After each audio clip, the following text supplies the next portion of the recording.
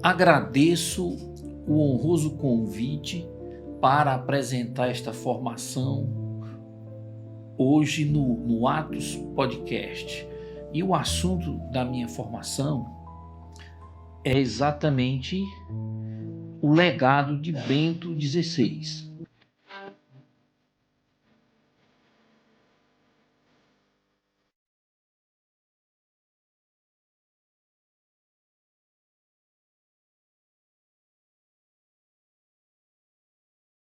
Meu nome é Átila Amaral Brilhante, eu sou professor da Universidade Federal do Ceará, do curso de Filosofia.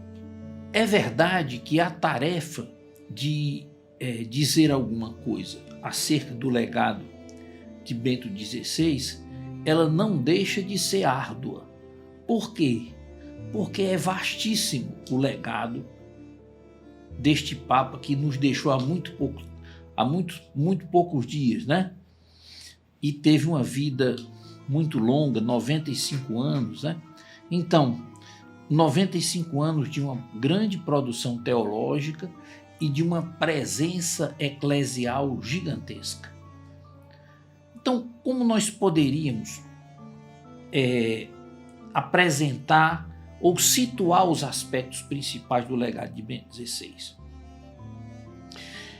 Eu trabalharia, por razões didáticas e também para ser o mais sucinto possível, em 3 linhas fundamentais. Primeiro, uma linha que tem mais a ver com uma compreensão moral que,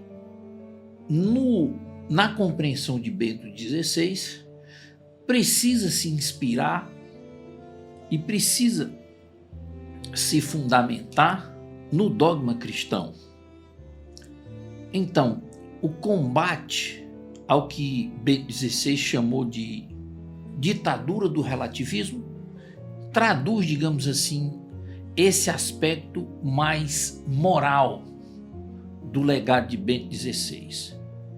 Além disso, há uma contribuição importante do Bento XVI na compreensão da liturgia, na valorização da liturgia, vamos dizer assim, mais tradicional, mas sem fazer uma contraposição entre essa liturgia mais tradicional, né, e as expressões litúrgicas pós-conciliares, cujos problemas são vistos muito mais como problemas de implementação do que problemas propriamente de fundamentação. Nesse sentido, o Bento XVI foi um grande defensor do Concílio Vaticano II, mas a partir de uma compreensão exata, que seria exatamente o terceiro eixo, né? O eixo da chamada hermenêutica da continuidade. Essa hermenêutica da continuidade tem a ver com uma compreensão teológica que entende o concílio como uma realidade da vida eclesial que não está dissociada da história bimilenar da Igreja. Então, o concílio precisa ser interpretado, né? O princípio hermenêutico que deve orientar a compreensão do concílio não pode ser separado da grande tradição, sob pena de se querer criar uma ruptura do concílio com a tradição, o que seria, na visão de Bento XVI, trágico para a Igreja. Então, na época em que o Bento XVI iniciou o seu papado, eu escrevi um pequeno texto sobre algumas falas do ainda cardeal Joseph Ratzinger, claro, que viria a ser posteriormente o Bento XVI. Então, nesse texto, eu foquei exatamente na questão da ditadura do relativismo. Durante a missa celebrada no conclave que escolheu o Bento XVI, o então cardeal Joseph Ratzinger pronunciou uma homilia centrada na preocupação em conclamar os presentes, em especial os membros do colégio cardinalício, a buscarem uma fé madura, a qual, segundo ele, pressupõe uma profunda amizade com Nosso Senhor Jesus Cristo e implica uma postura de resistência ao que denominou de ditadura do relativismo, isto é, resistência à preponderância de uma mentalidade que não reconhece referências objetivas de aferição da moralidade e que adota o eu e seus apetites como critérios supremos. Uma vez que não há critérios objetivos de moralidade, então o eu considerado de uma forma solipsista, né, quase que solitária, e os seus afetos passa a ser o centro de tudo, passa a ser o critério último de tudo.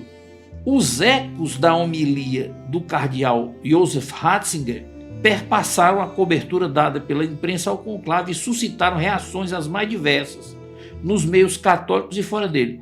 Prevaleceu, contudo, nos círculos intelectuais do Ocidente a percepção de que o então decano do colégio cardinalício cometera um erro gravíssimo ao ver na ditadura do relativismo uma ameaça ao mundo contemporâneo, quando o fundamentalismo é que deveria ser objeto das suas preocupações. Ou seja, grande parte da crítica acadêmica ao então cardeal Ratzinger, falando com os cardeais que posteriormente o escolheriam, né, para ser papa, a grande maioria desses intelectuais diziam o seguinte: o grande problema do mundo atual não é a ditadura do relativismo, mas é exatamente o fundamentalismo, né? Porque alguns dos críticos do cardeal defenderam mesmo que, à medida que invalida certezas que dão lastro à postura fundamentalista, o relativismo favorece a convivência democrática, o que torna sem sentido a própria expressão de ditadura do relativismo. Ou seja, a ditadura, o relativismo, dentro dessa linha, seria uma visão boa, porque, sendo tudo relativo, ninguém vai impor nada a ninguém, certo? Isso não é verdade, porque quando tudo fica relativo, nós perdemos a capacidade de negar ou de criticar ou de deslegitimar práticas que são prejudiciais à comunidade, porque pela ótica de alguém elas podem não ser más, ou elas podem ser até aceitáveis. Então, nessa visão relativista, o ideário democrático depende, né? Depende dessa ausência de convicções firmes. Mas essa ausência de convicções firmes, na verdade, quando esses critérios desaparecem, o que acaba prevalecendo são os apetites individuais e mesmo a força.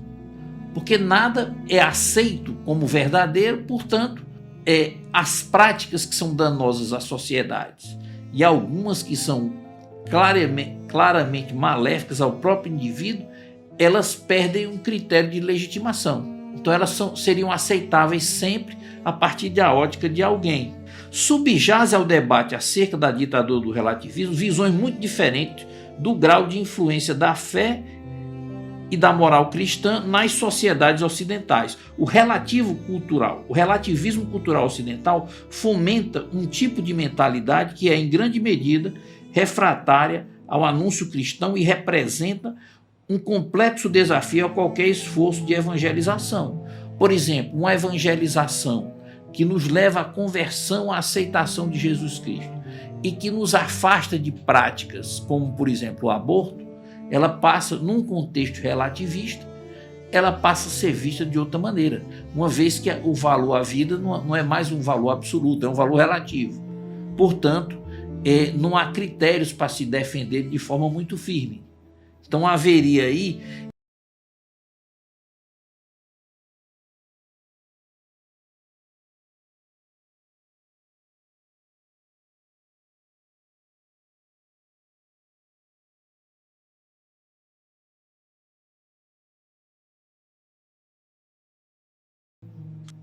mesmo em países com longa tradição cristã, enquanto em parte da Ásia e da África a difusão do cristianismo é obstaculizada por governos e grupos religiosos intolerantes que na prática ignoram a liberdade de culto, dificultam a recepção de missionários e, quando não fomentam, ficam omissos diante de ações persecutórias praticadas contra os cristãos. A luta contra a ditadura do relativismo faz parte de um esforço de preservação do legado cultural do cristianismo em sociedade cujas instituições sociais se se distanciam dele cada vez mais. O legado cultural do cristianismo ele está sendo, vamos dizer assim, questionado, vulnerado, em alguns casos até extinto em algumas sociedades. Então a palavra do Papa Bento XVI ela tem esse sentido de reconstrução desses critérios no meio de sociedades que já tiveram um passado cristão mais ou menos longínquo, mas que hoje estão, por assim dizer, renegando esse passado. Então, esse sentido da evangelização, que precisa ter uma referência firme em Nosso Senhor Jesus Cristo e que precisa nos livrar da cultura do choice maker, né? A cultura do choice maker é a cultura do fazedor de escolha. O homem na modernidade, em função da sua autonomia, de ser compreendido como um ser absolutamente autônomo, ele acaba se transformando num fazedor de escolhas que tem em si o critério de dizer o que é verdadeiro e o que é falso.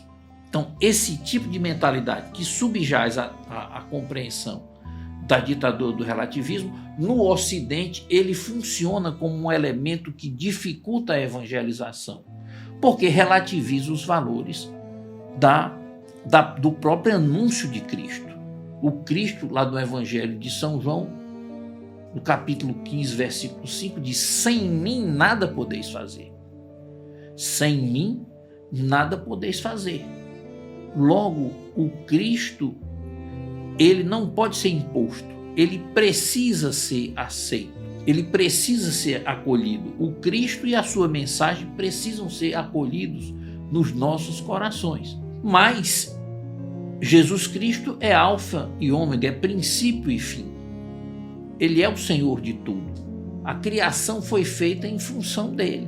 Não é indiferente a aceitação e a rejeição de nosso Senhor Jesus Cristo. Ela tem sérias consequências para o indivíduo na sua destinação eterna, na sua vida temporal, nas suas relações, mas também tem sérias consequências para a vida social. O Evangelho é um fermento de renovação da vida interior de cada homem que o aceita, que o acolhe, que acolhe Jesus Cristo, mas é também a ausência desse acolhimento também tem sérias consequências para o homem, uma vez que, vamos dizer assim, um galho desligado da árvore, ele vai ter dificuldade de obter aquela seiva que possibilita que ele se revigore, né? Então, nesse sentido, essa centralidade da experiência cristã e a atração que a evangelização deve fazer e deve exercer no coração de cada homem são elementos também que vão perpassar a compreensão que o próprio Bento XVI vai ter exatamente de quê? Da liturgia, né? A liturgia ela é a expressão máxima do culto público da igreja, mas ela precisa obedecer algumas referências que estão colocadas na história da sua própria evolução e que traduzem modos de ser e modos de agir que, em última análise, tem sua base na tradição apostólica. Essa expressão pública precisa traduzir a fé e a oração da igreja. A lei da oração é também a lei da fé, a lei daquilo que nós cremos. Então a liturgia ela expressa de forma pública a própria fé da igreja. E essa expressão precisa ser tida em elevadíssima consideração, porque ela tem uma importância muito grande na vida da igreja. Então, algumas obras do Bento XVI sobre a liturgia, há uma muito especial, porque é mais acessível, o espírito da liturgia, né? Ela tem uma importância muito grande, e é dentro do contexto dessa importância que nós podemos entender o fato de que o Papa Bento XVI ele retrabalhou a relação entre a expressão que ele passou a chamar de ordinária e a expressão extraordinária do rito romano, né? Chamada popularmente missa tridentina, foi autorizada e incentivada, né? Houve um decreto que viabilizou, né, e que legitimou na vida da igreja a realização do que passou a ser chamado de o rito romano extraordinário. É claro que o Papa Bento encontrou sérias oposições em setores mais liberais da igreja, que interpretaram essa retomada ou essa legitimação do rito tradicional como algo que poderia não fazer bem à vida atual da igreja. Mas a compreensão do Bento XVI era uma compreensão, vamos dizer, bem mais tradicional do que a compreensão dessa linha teológica, que tem um viés mais liberalizante, né? E há outro aspecto que talvez não seja muito realçado na vida e na ação do Papa Bento XVI, mas que está associado à condição dele de ter auxiliado o Papa João Paulo II como prefeito da Sagrada Congregação para assuntos de doutrina e fé. Ou seja, muitos dos grandes teólogos contemporâneos tiveram suas obras analisadas e, em alguma medida, muitos tiveram suas obras criticadas pelo então cardeal Ratzinger, que tinha uma importância muito grande também, porque inúmeras pessoas ligadas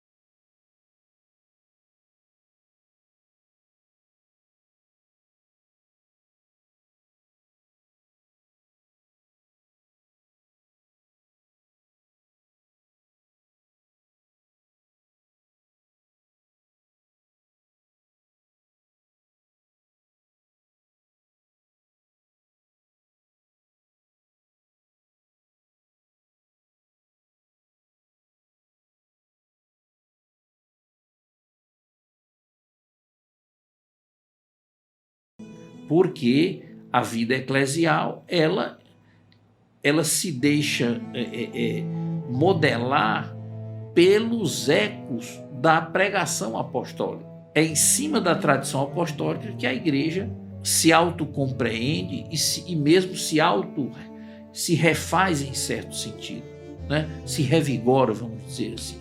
Talvez seja a expressão mais adequada. Então, não há como se lutar pela verdade e não se enfrentar a difamação, as incompreensões.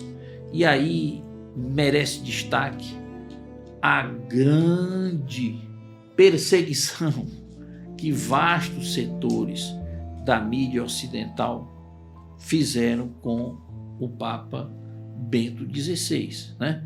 Sempre apresentado como o Panzer Cardinal, né?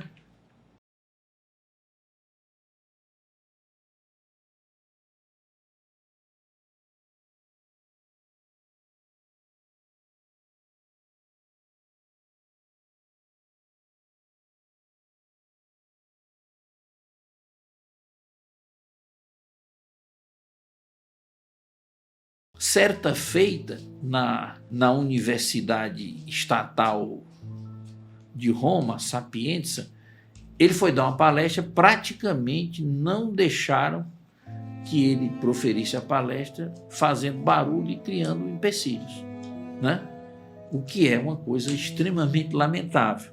Mas a referência a essas coisas não é exatamente para fomentar animosidades, mas é para mostrar que o Evangelho ele sempre suscitou e sempre suscitará alguma oposição, porque o Evangelho faz com que a luz brilhe nas trevas e as trevas o rejeitem. Quem não se deixa iluminar pelo Evangelho acaba rejeitando o Evangelho, porque o próprio Jesus diz que quem não está comigo está contra mim. Isso é um fato. Jesus, ele se coloca como aquele diante do qual nós temos que necessariamente assumir uma posição.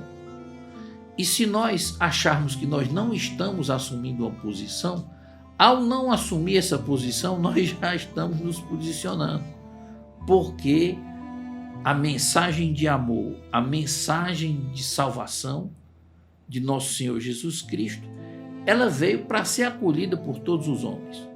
Mas isso não quer dizer que todos a acolherão. Os seres humanos são livres para acolhê-la ou para rejeitá-la. Então, o sentido do papado de Bento XVI, ele articula esses três aspectos. Ninguém pode impor o cristianismo a ninguém. As pessoas precisam ser atraídas pela beleza da mensagem e pela beleza da liturgia e da oração. Elas precisam se deixar instruir pelos ensinamentos do Senhor, porque eles são palavra verdadeira que precisa ser seguida, que precisa ser até mesmo admirada e obedecida. Então, quando aqueles que seguem Jesus Cristo não estão imbuídos dessa adesão ao Senhor, que vem dessa atração que o próprio Evangelho exerce em cada coração, quando esse Evangelho é rejeitado e na sociedade em que muitos não o acolhem, esse não acolhimento traz consequências também para a vida social, não apenas para a salvação, o destino individual de cada um, mas ele cria uma atmosfera que pode ou não favorecer a salvação do homem, né? A salvação do homem que é obra de Deus, mas da qual o homem participa cooperando. O homem não é autor da sua salvação, não há um modo do homem se salvar, uma autossoteriologia, digamos assim, uma autossalvação. O homem não pode se salvar. Agora, ele pode se condenar rejeitando a salvação e pode cooperar com a salvação. Quando ele coopera com a sua salvação, ele coopera com a ação de Deus pela graça. E é nesse sentido que o Bento XVI vai dizer: nós somos cooperadores da ação de Cristo, da mensagem de Cristo. A mensagem não é nossa. Nós administramos e nós veiculamos uma mensagem que veio do próprio Deus e que nós recebemos dos apóstolos. Então, é uma mensagem de salvação que não pode ser substancialmente modificada por ninguém. Por quê? Porque ninguém é o autor da salvação senão o próprio Deus, que conta, entretanto, com a cooperação dos homens. Mas ele vai insistir: nós somos cooperadores, cooperamos no anúncio da verdade, mas nós não somos os donos da verdade. A verdade vem até nós pela pregação apostólica, porque a fonte última da verdade é o próprio Deus, a palavra de Deus é a verdade. Então, o apóstolo, o cristão, o católico, ele é um servo dessa palavra e também é um servo da verdade. Mas, ao mesmo tempo que ele é servo, ele precisa ser um difusor dessa palavra e de um difusor dessa verdade, porque é essa verdade que abre a possibilidade da salvação para os homens. Então, há uma trilogia, né, do Bento XVI sobre Nosso Senhor Jesus Cristo, que é muito importante, que é uma referência muito importante para os estudos cristológicos, embora eu diria não apenas para os estudos cristológicos, né? O primeiro volume foi escrito ainda quase na sua totalidade antes dele ser papa, ainda como cardeal Joseph Ratzinger, né? Aquele cardeal que veio da Bavária, que veio da Alemanha e no início da década de 80 passou a ser um grande nome que cooperava com o Papa João Paulo II, né? Inclusive aquele debate, aquela quase que uma refrega em torno da teologia da libertação, ela está profundamente relacionada com a atividade do cardeal Ratzinger na Sagrada Congregação para Assuntos de Doutrina e Fé, né? Muitos teólogos tiveram que responder processos, prestar esclarecimentos, né? Alguns foram punidos, né? E essas punições não são decorrentes de uma mentalidade persecutória, mas da necessidade de que a fé seja retamente transmitida, que a fé não seja, vamos dizer assim, adulterada por pessoas que têm a responsabilidade de ensinar na igreja e que, em alguns casos, não correspondem ao que a igreja espera deles ou delas, né? Então, o Papa Bento XVI, né, morreu como Papa Emérito no dia 31 de dezembro de 2022, né? Sem dúvida, hoje é muito grande a quantidade de obras dele que foram traduzidas e que são facilmente encontráveis, sobretudo nas editoras católicas, né? Mas não exclusivamente. Então, a oportunidade de nós nos relacionarmos com esse legado, existe uma produção gigantesca agora de um dicionário acerca da obra dele, há também uma publicação da CNBB, do conjunto das obras, né, que é muito rica. Então, toda essa importância pessoal, todo esse sentido novo da evangelização, mas que é um sentido novo que não se aparta da mensagem tradicional, antes o contrário, que ao mesmo tempo que se enriquece de aspectos novos, mas que também preserva os tesouros que nos foram legados pela tradição apostólica. Então, eu acredito que o legado do Papa Bento XVI, a influência dele na igreja tende a crescer. Por exemplo, as obras do cardeal Ratzinger, né? E algumas das quais foram publicadas até mesmo antes dele ser cardeal, eu não digo nem antes mesmo de ser papa, né? Mas até mesmo antes de ser cardeal, muitas dessas obras já estavam circulando, então elas tendem a ser revisitadas, né? Porque algumas delas têm uma importância assim muito grande, muito grande. Então, há também um aspecto que eu não comentei muito hoje, mas que talvez nós possamos refletir um pouco em cima dele para finalizar as nossas considerações, que é exatamente a renúncia, né? Nós sabemos que no ano de 2013, né, o Papa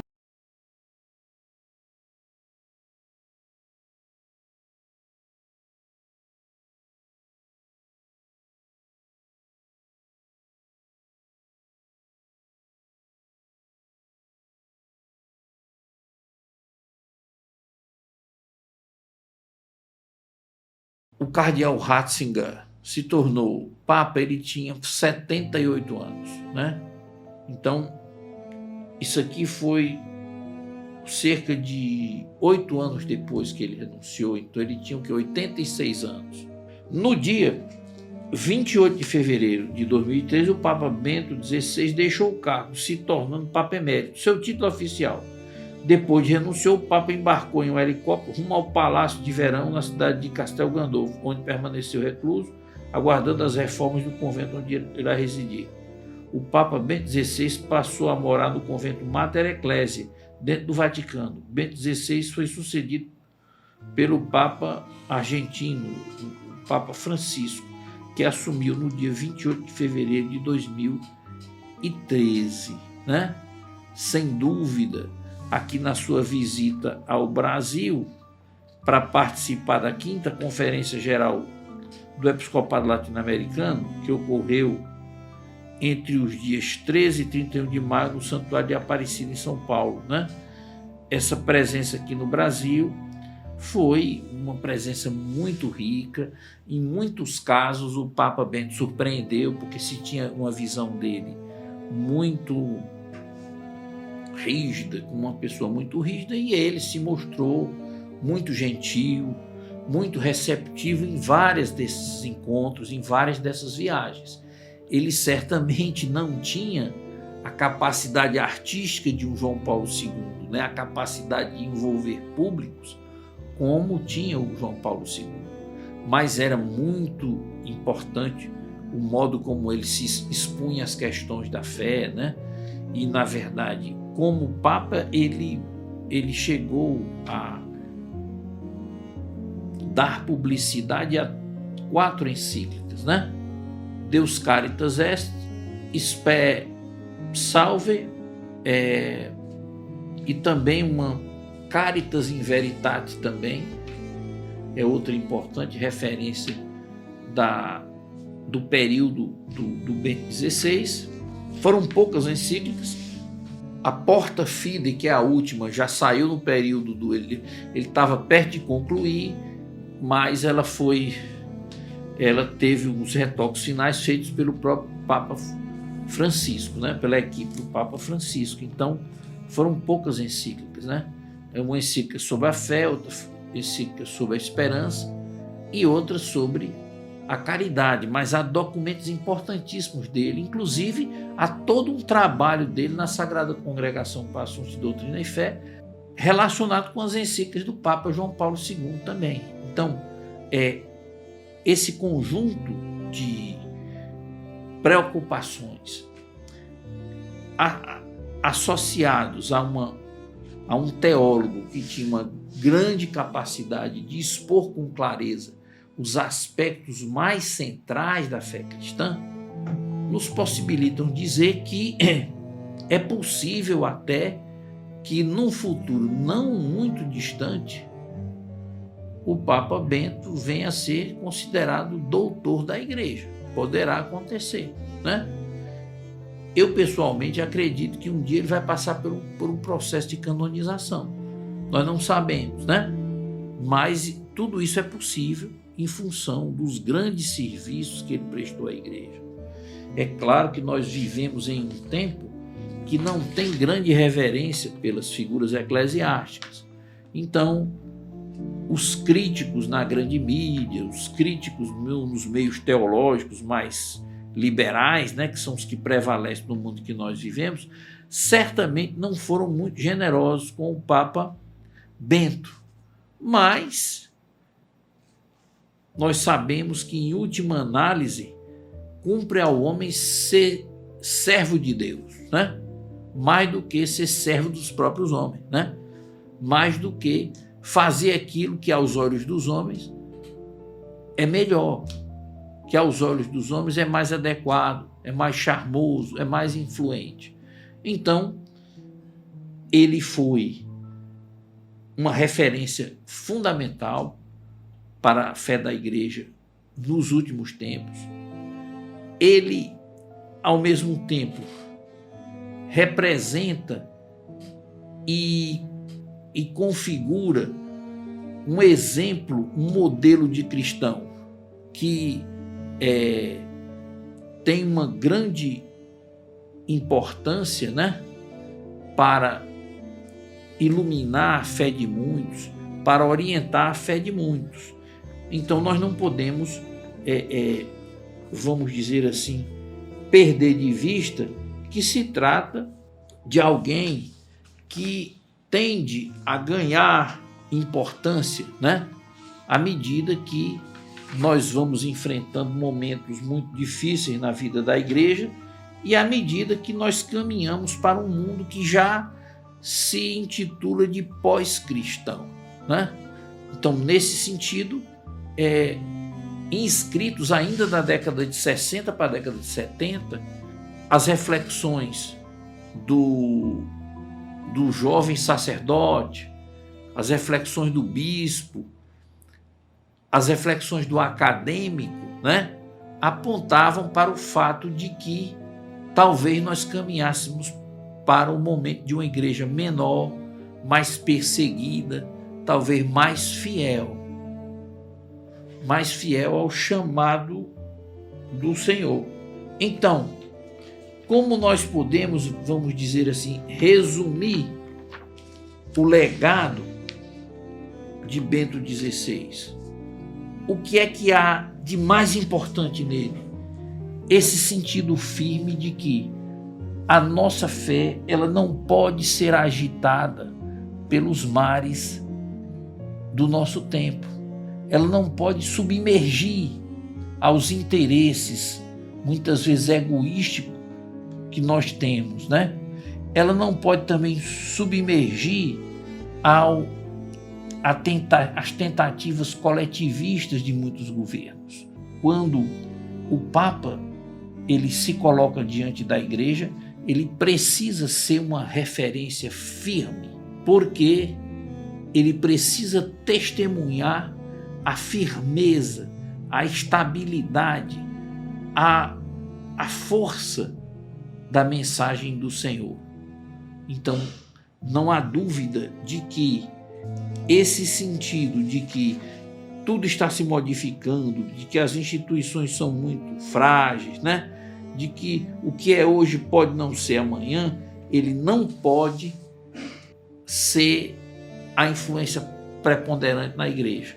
O ideal era que esse espírito de fraqueza diante das adversidades é que ele não penetrasse nos meios eclesiásticos.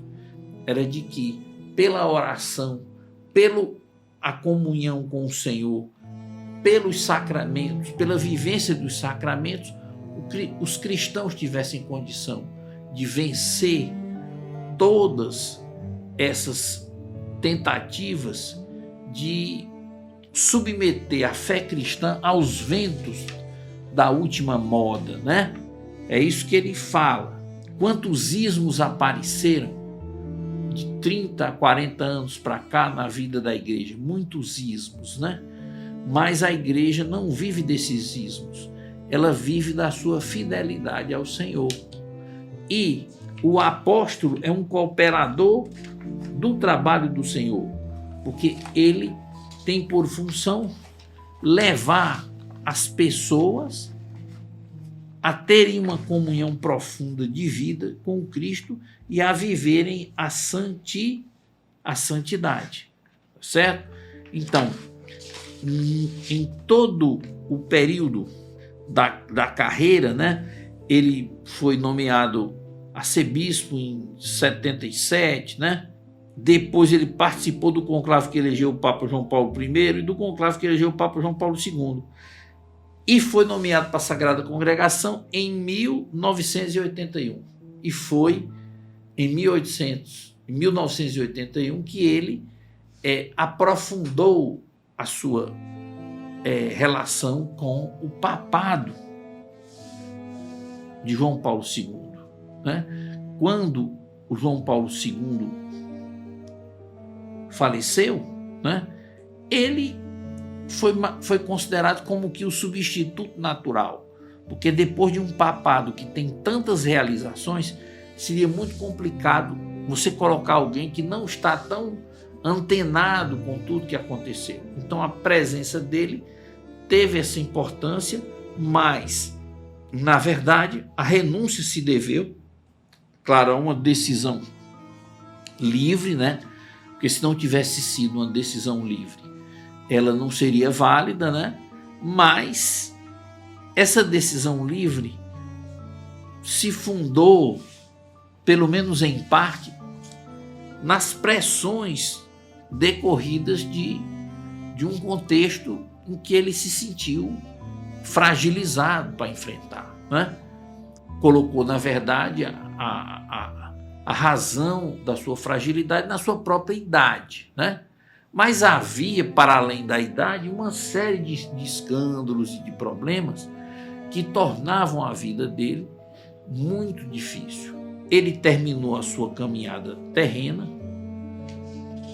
Neste primeiro momento, nós nos colocamos, né, diante de Deus e pedimos por ele, para que ele alcance a salvação eterna, embora intimamente achemos que ele até já tenha alcançado, né? E já possa até nos socorrer com a sua poderosa intercessão, orando por nós. Mas, em todo caso, a realidade disso é algo que nós ainda vamos ver. Mas não há a menor dúvida de que se trata de uma referência, de um modelo de vida cristã destacável, né? E que merece o estudo, a atenção e mesmo o respeito de todos nós, né? Nós agradecemos a Deus pelo presente que Ele nos concedeu de ter como Papa por vários anos o Papa Bento XVI. E aqui eu encerro a minha formação agradecendo a atenção de todos.